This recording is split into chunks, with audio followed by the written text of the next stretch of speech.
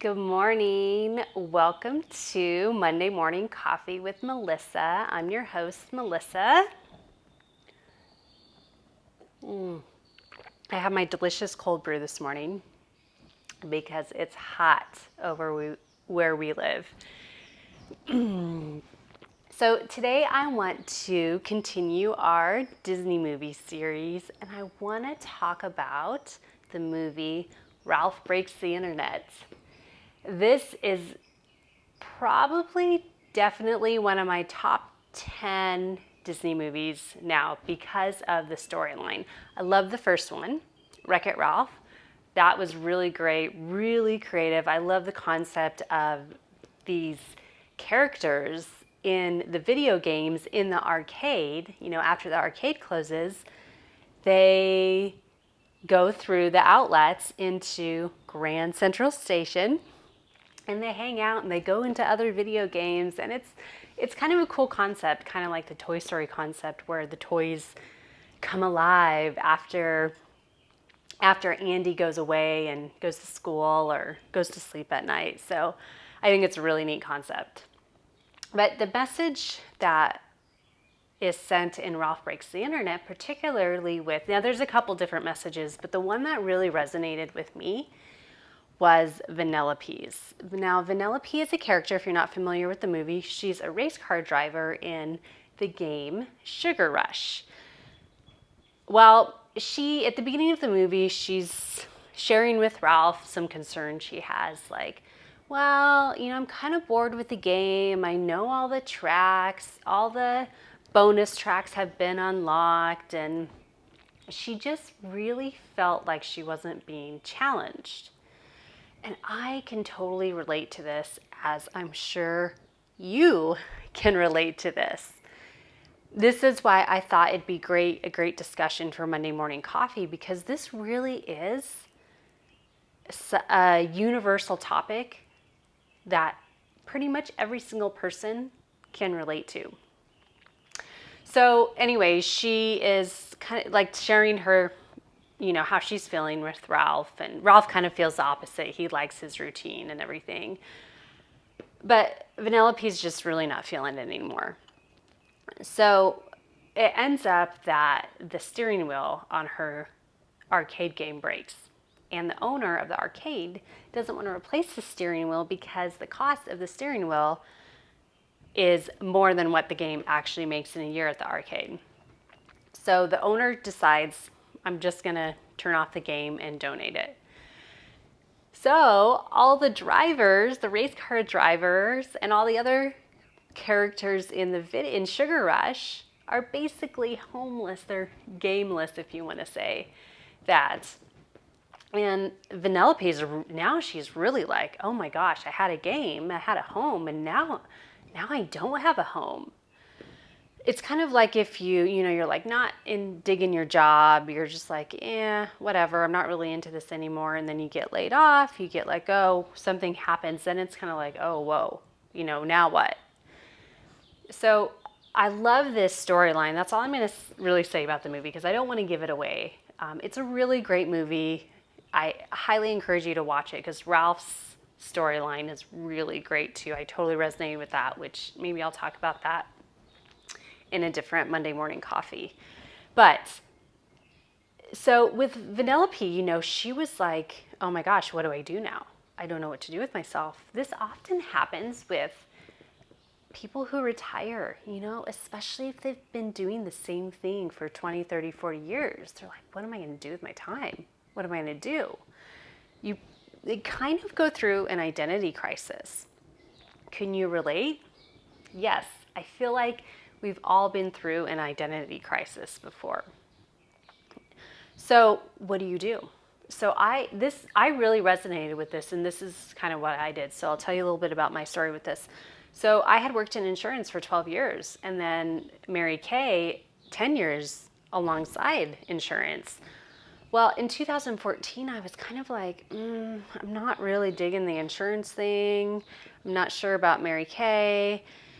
So I made the decision to let my insurance license expire. That was big. I worked really hard to get that license. It's really difficult to get, but I thought, you know what? This is what I have to do. I have to really just cut the cord.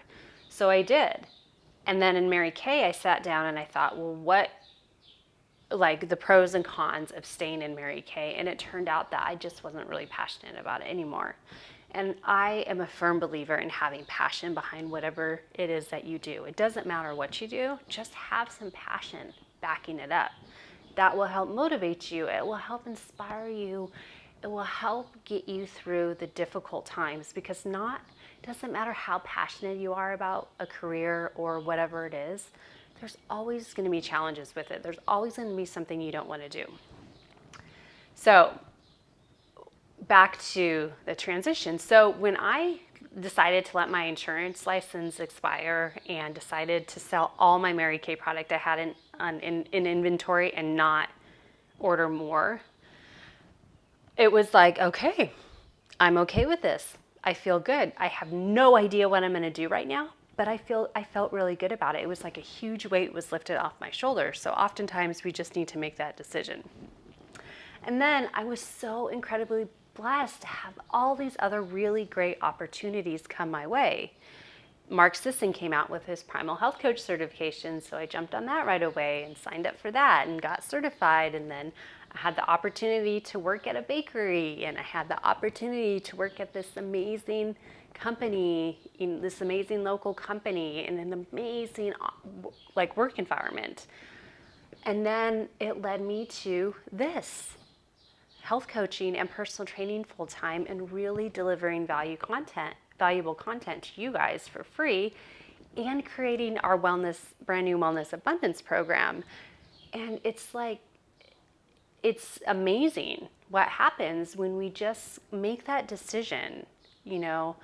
We decide, okay, I'm going to move on from this and do something else. And be okay with the not knowing what you're going to do. Be okay with the unknown.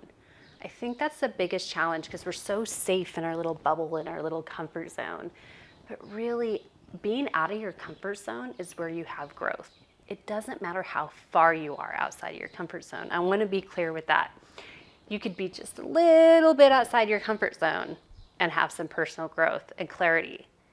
And then go a little bit further out, and just a little bit at a time. And before you know it, you look back and you're like, whoa, my comfort zone was here, and now I'm here. Wow, like what an amazing difference. So, and I really feel like Vanellope was like feeling that, like, I know I don't want to race and sugar rush anymore. It's not challenging, but I don't know what to do. So I'm just going to stay here where I'm comfortable. And oftentimes that's more challenging, more difficult. If you've heard the saying, you'll change when something to the effect of, when the pain of saying the same is more powerful than the change itself. So if you're in a transition phase right now, if you're burnt out from your job, you're in a relationship that's not serving you anymore, it could be as simple as you're doing a workout routine that you're like not excited about anymore. That's okay. Or you're making meals, the same meals every single day, and you're just like, if I eat another plate of, baked salmon with broccoli, I'm gonna go crazy. Just switch it up. Get out of your comfort zone. Thank you for listening. Thank you for watching. I'm so grateful for you. And I have to say, when I started filming these Monday morning coffee videos, it was way out of my comfort zone. And I feel more and more confident each week that I do these.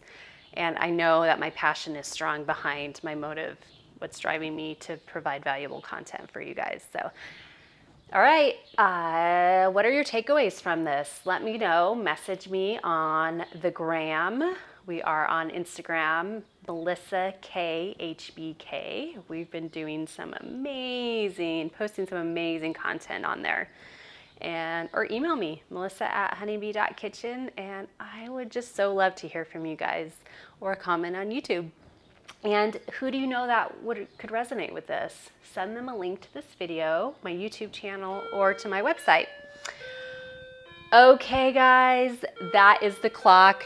It might be time for me to wrap up. Thanks for watching, and I will see you guys later. Cheers.